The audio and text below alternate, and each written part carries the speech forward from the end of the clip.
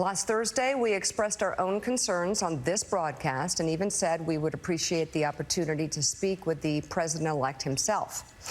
On Friday, we were given the opportunity to do just that. Joe and I went to Mar-a-Lago to meet personally with President-elect Trump. And for those asking why we would go speak to the president-elect during such fraught times, especially between us, I guess I would ask back, why wouldn't we? Because you said he was Hitler. But, oh, okay. Tap out, tap out. But look, we don't know what the visit was. We don't know what the tone of the visit was. We talked about a lot of issues, including abortion, mass deportation, threats of political retribution against political opponents, and media outlets.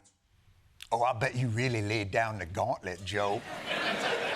I bet you walked in there and just let him have it, didn't you, Joey? I'm going to do a one-act play called Joe and Mika Go to Mar-a-Lago.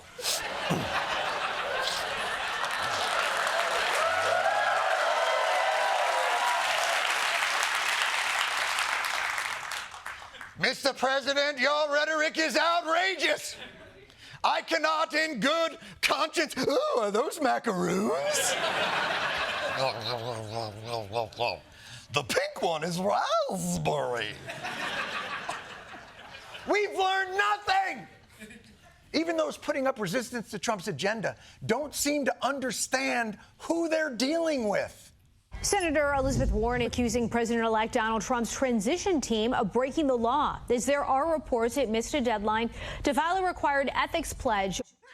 Hear ye, Hitler missed a reporting deadline. The war is over.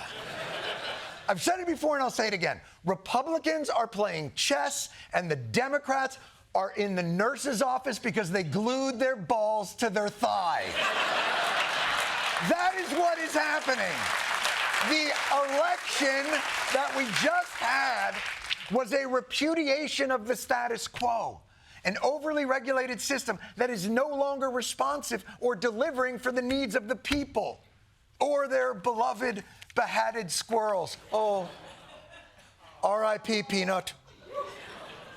Government is theoretically a constitutional system of checks and balances between equally powerful branches. But what government actually is an overly complicated Byzantine bureaucratic maze of rules, loopholes to those rules, and norms.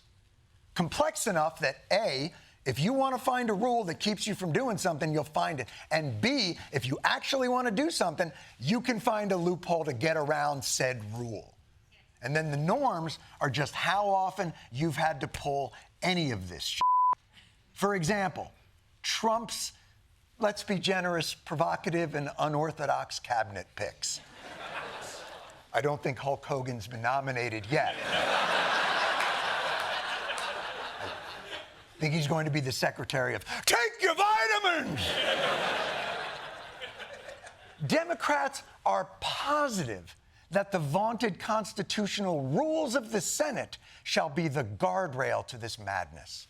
Certainly we can fight back. The president nominates, the Senate confirms. We're a check and balance. We're there to be a guardrail. The Senate has a constitutional obligation to advise and consent on this nomination. Oh, you want Matt Gaetz, Mr. President? Prepare to be advice and consented, biatch. There is no way for the Constitution to allow you to get past it. The Constitution does give the president power to adjourn the House and Senate on extraordinary occasions. To unilaterally install his most controversial nominees and bypass the Senate confirmation process entirely. That is our government in a nutshell. The rules say we can stop it. The loophole says, that. And so what are you left with? The last refuge of losers, the norms. I don't think that's appropriate, and I don't think that's what the founders intended. That is not the custom.